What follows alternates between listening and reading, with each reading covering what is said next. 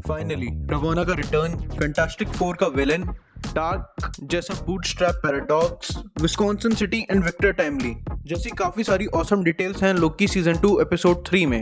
Well hello everyone and welcome to the Omniverse guide. और बिना miss minutes को गुस्सा दिलाए चलिए शुरू करते हैं लोकी सीजन 2 एपिसोड 3 का ब्रेकडाउन। सबसे पहले तो इस एपिसोड का नाम ही है एपिसोड 9, जिसे मे भी काफ़ी लोग कंफ्यूज हुए होंगे। ये लोकी सीरीज का टोटल एपिसोड काउंट है जो रिप्रेजेंट कर रहा है कंटिन्यूटी, क्योंकि ये एपिसोड सीजन 1 के कुछ मेजर चीज़ों के आंसर दे रहा है।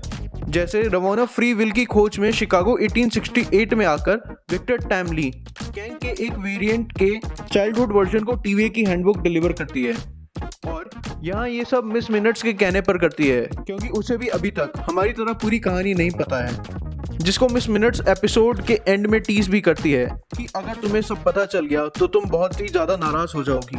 अगर कॉमिक्स के बेसिस पे गेस किया जाए तो ये तो हम सभी जानते हैं कि रवोना कैंग की लव इंटरेस्ट थी, बट कैंग कभी भी उसे अचीव नहीं कर पाया।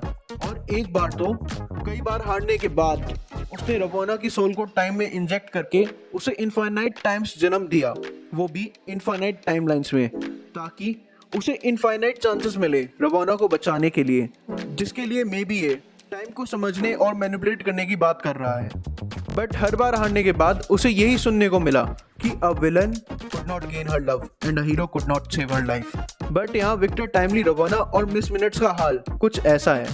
जो लड़की हमें चाहिए उसे हम नहीं चाहिए, और जिसे हम चाहिए वो किसको चाहिए। यहाँ हमें पता चलता है कि यहाँ मिस मिनट्स कोई नॉर्मल एआई नहीं है।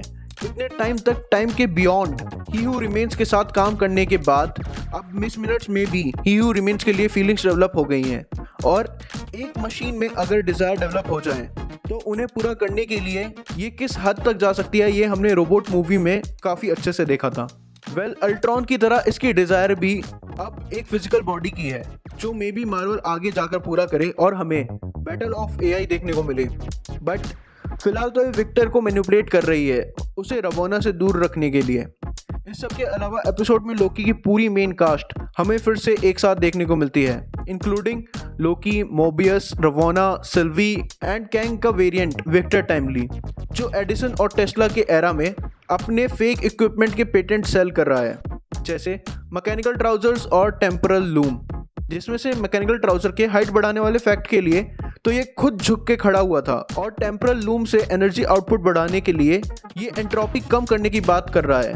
और सन 1850 के सेकेंड लॉ ऑफ थर्मोडायनेमिक्स से हम जानते हैं कि ओवरऑल एंट्रोपी कभी भी डिक्रीज नहीं हो सकती, और ये पूरी चीज़ फेक थी, जिसका पता चलता है इसके बायर रॉबर्ट बैरन को, जो कि कॉमिक्स में एक करप्ट बैंक का प्रेसिडेंट था, और उसे पकड़ा था टोरो और ह्यूमन टॉर्च ने। ह्यूमन टॉर्च वैसे तो फैंटास्टिक फोर का ही एक मेंबर है, बट इसकी मार्वल कॉमिक्स की स्टार्टिंग में भी एक हिस्ट्री है, जहां ये one of the first super hero of Marvel universe से भी जाना जाता है, जिसे 1939 में प्रोफेसर फिनियस टी हॉर्टन ने लैब में बनाया था विक्टर टाइमली से मिली गाइडेंस के बाद, और टोरो उसी का ही एक एम्प्लॉय था।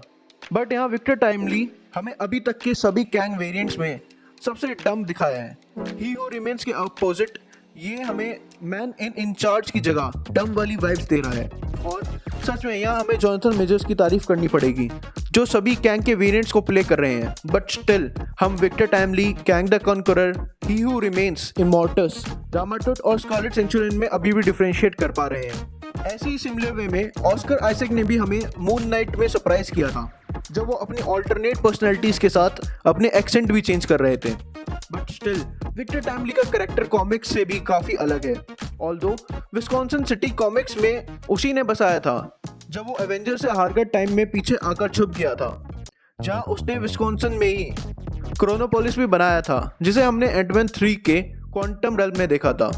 इस सब के अलावा यहाँ और भी काफ़ी सारी चीज़ें हैं, जैसे थ्रूपुट मल्टीप्लायर, जो आगे आने वाले एपिसोड्स में टेम्पोरल लूम का डायमीटर बढ़ाने में मदद करेगा, जिन्हें हम आगे कवर करेंगे। बट फिलहाल लोकी के टाइम स्लिप को समझने के लिए आप मेरी ये वाली वीडियो देख सकते हैं, जो कि आगे के एपिसोड्स में हमें एक बार फिर से देखने को मिलेगी।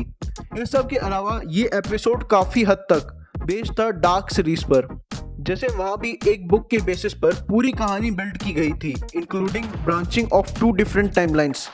बट वो बुक किसी ने फ्यूचर से पास्ट में डिलीवर की थी, जिसकी वजह से उस बुक से मिलने वाली नॉलेज का सोर्स अननोन था और इसी को हम बूटस्ट्रैप पैराडॉक्स कहते हैं। तो इसी के साथ इस वीडियो को यहीं एंड करते हैं और मिलते हैं नेक्स्ट वीडियो में। Till then follow the Omniverse guide.